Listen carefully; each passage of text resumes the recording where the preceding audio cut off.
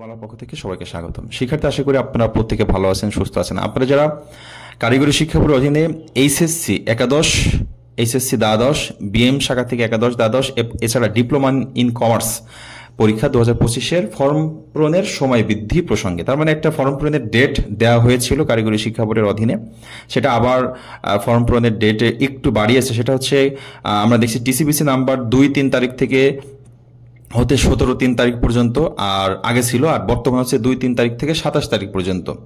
বিলম্ব ফি ফর্ম পূরণের তারিখ প্রতি শিক্ষার্থী 30, হ্যাঁ, আগে ছিল এটা, আর এখন হচ্ছে 6 থেকে 10/4 পর্যন্ত। তাছাড়া আমরা দেখতে পাচ্ছি বিলম্ব ফি প্রতিষ্ঠান জরিমানা সহ ফর্ম পূরণের হচ্ছে এখানে টোটাল 3000 আর 2500 আর 3000 সহ আগে ছিল এই টাইম, এখন হচ্ছে 23 থেকে 27 তারিখ পর্যন্ত। ওকে, তার মানে এই আপনাদের হচ্ছে ফর্ম পূরণের যে নোটিশটা ছিল সেটা আপডেট হয়েছে।